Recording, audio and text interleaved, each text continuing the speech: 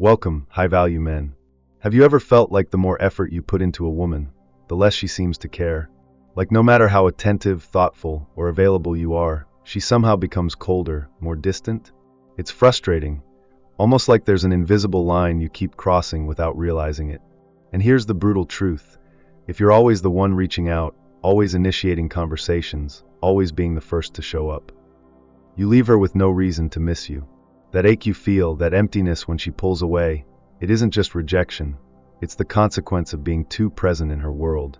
You see, women don't miss what they always have. They miss what they can't quite hold, what lingers in their thoughts but stays just out of reach. And if you want her to feel your absence deeply, it's not about disappearing completely, it's about creating the right kind of space. Not physical distance, but emotional tension. The kind that makes her wonder, where is he? Who is he with? Why isn't he texting me? This isn't manipulation. It's psychology. It's about reversing the role you've been stuck in for too long. In the next few minutes, I'll show you how to shift the balance, not by begging for attention, but by becoming unforgettable through your silence, your presence, and your purpose. Sound fair enough? The first shift you need to make is counterintuitive, but powerful. Stop reaching out. That constant urge to text her, to check in, to make sure you're still on her radar, it's the very thing killing the mystery. When you're always the one initiating, always available, she never gets the chance to feel your absence. And without absence, there's no longing. You have to create space, not out of bitterness or manipulation, but to allow desire to breathe. Think of it like a fire. Too much wood, too fast, and you suffocate the flame. But give it air, and it roars. The same is true with attraction. When you pull back just enough, she starts wondering where you went, what you're doing, and, more importantly, who you're doing it with. I remember one client who texted his girl every morning and every night.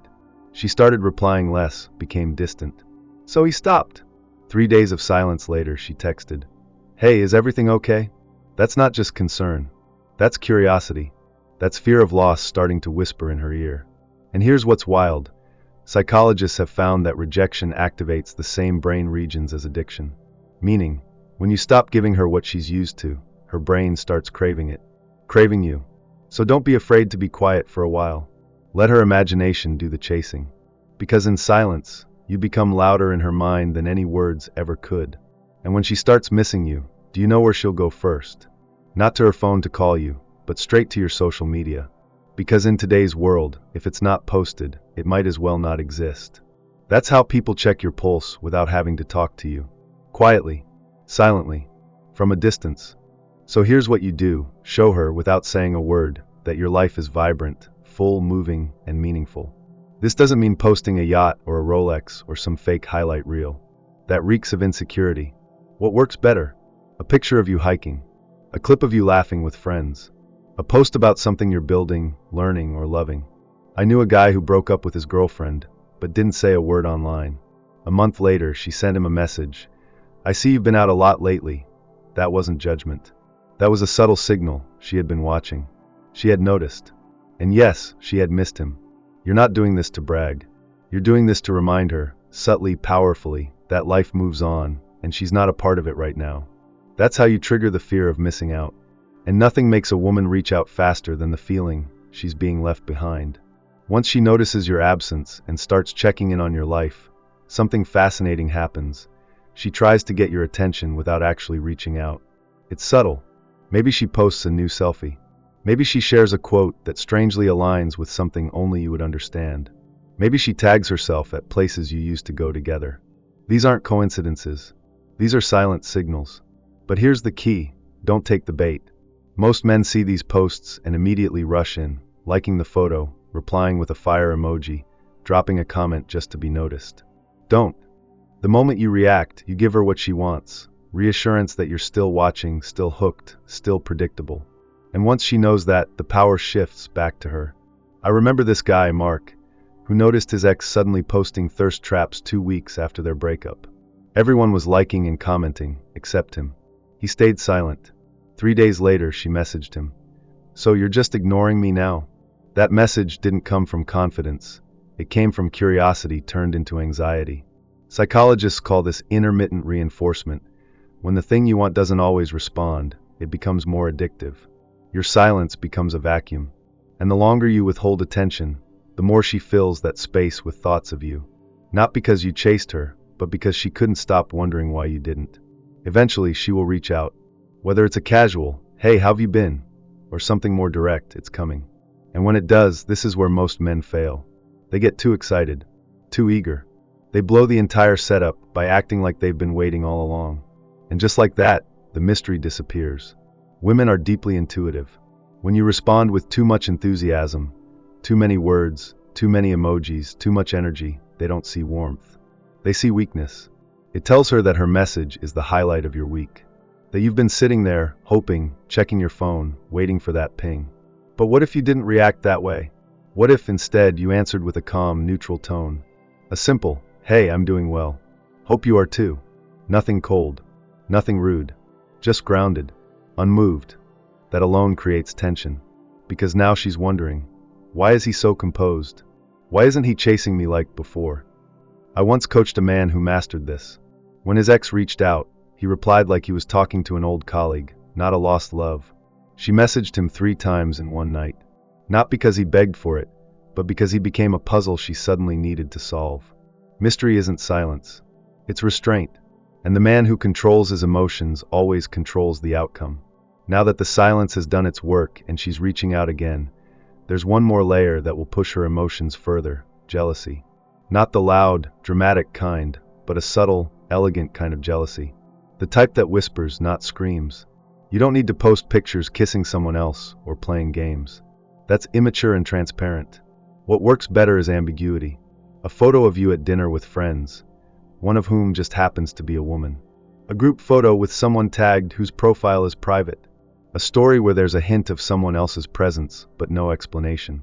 I remember a client who posted a photo from a weekend trip. Sunset, wine, 2 glasses. No faces.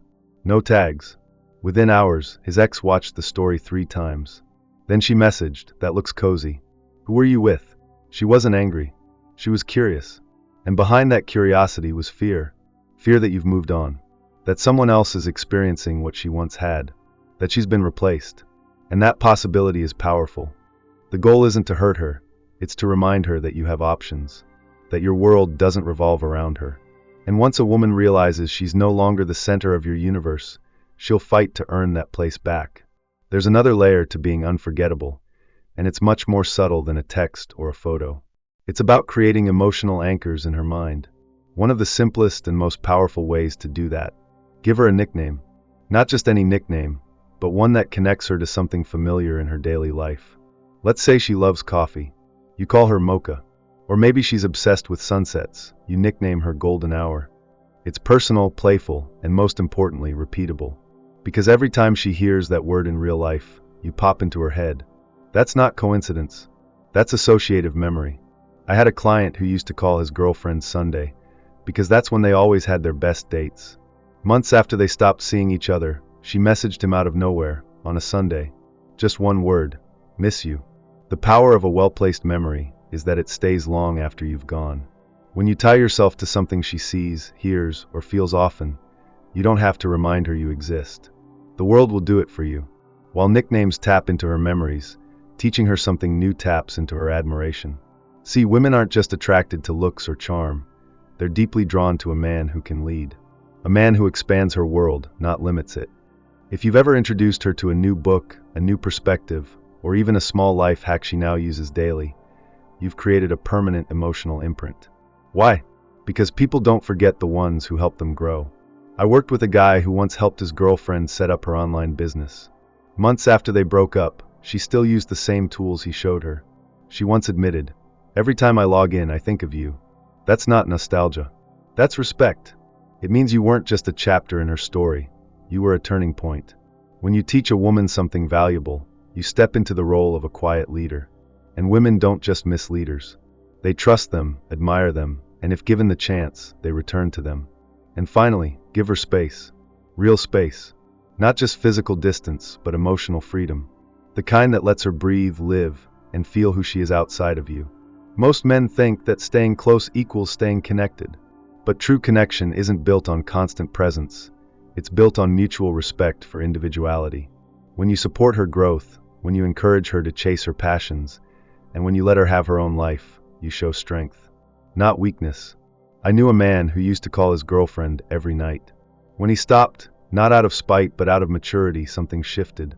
She began calling him, not because he pulled away, but because he gave her room to miss him. The Stoics believe that love should never be based on possession, but on appreciation. And when you give someone the space to choose you freely, their return carries more weight than any demand ever could.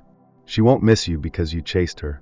She'll miss you because, in a world full of noise, you were the one man who respected her silence and still stood out.